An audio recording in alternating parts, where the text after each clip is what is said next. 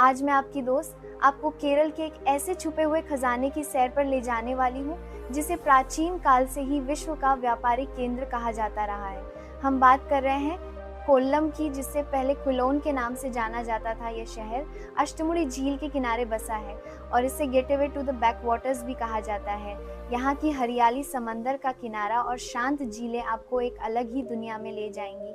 तो अपनी seat belt बांध लीजिए और मेरे साथ निकल पड़िए कोल्लम के इस शांत और सुहावने सफर पर। कोल्लम का इतिहास हजारों साल पुराना है और यहाँ कदम रखते ही आपको एक पुरानी दुनिया का आकर्षण महसूस होगा। ये शहर काजू के उत्पादन के लिए पूरी दुनिया में मशहूर है, इसलिए इसे cashew capital of the world भी कहते हैं। सबसे पहले चलते हैं उस जगह जो इस शहर की सबसे बड़ी पहचान है, यानी अष्टमुड़ी झील। ये केरल की दूसरी सबसे बड़ी झील है और इसकी 8 शाखाएं हैं, जिसकी वजह से इसका नाम अष्टमुड़ी पड़ा। यहाँ हाउसबोट में रात गुजारना एक ऐसा जादुई अनुभव है जिसे आप जिंदगी भर याद रखेंगे। शांत पानी और किनारों पर झुके हुए नारियल के पेड़ आपको एक रूहानी सुकून देंगे। अष्टमुड़ी झील के पास ही मौजूद है मुनरो आइलैंड। ये 8 द्वीपों का एक समूह है और अगर आप असली विलेज लाइफ देखना चाहते हैं तो यहाँ जरूर जाइएगा। यहाँ की संकरी नहरों में छोटी नाव से घूमना और वहाँ के लोगों की सादगी को देखना आपको शहर की भागदौड़ से बहुत दूर ले जाएगा। यहाँ का सूर्यास्त इतना खूबसूरत होता है कि उसे शब्दों में बयां करना मुश्किल है। अब चलिए समंदर की ताहा हवा की ओर बढ़ते हैं। कोल्लम बीच, जिसे महात्मा गांधी बीच भी कहा जाता है, यहाँ की मुख्य आकर्षण है। यहाँ की सुनहरी रेत और ऊंची लहरें इसे पिकनिक के लिए एक बेहतरीन जगह बनाती हैं।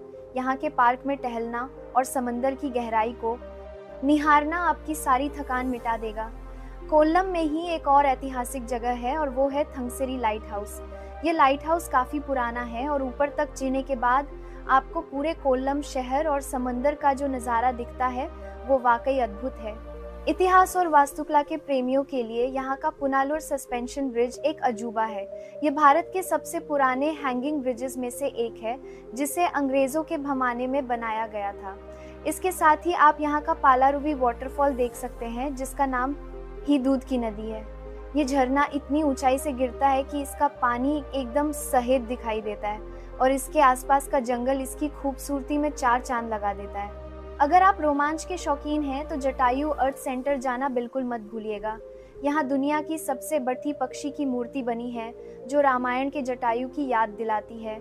यह मूर्ति एक विशाल पहाड़ पर बनी है जहाँ आप केबल कार से पहुँच सकते हैं। कोल्लम एक ऐसा शहर है जो अपनी सादगी और प्राकृतिक खूबसूरती के लिए जाना जाता है। यहाँ का खाना बहुत ही स्वादिष्ट होता है, खास तौर पर यहाँ की सी फूड डिशेस और नारियल के दूध से बनी करी आपको बहुत पसंद आएगी। यहाँ घूमने का सबसे अच्छा समय नवंबर से फरवरी का है, क्योंकि मौसम बहुत सुहाना होता है। उम्मीद है आपको कोल्लम का ये एपिसोड पसंद आया होगा। फिर मिलेंगे एक नए शहर की कहानी के साथ। तब तक के लिए अपना ख्याल रखिए और घूमते रहिए। नमस्कार।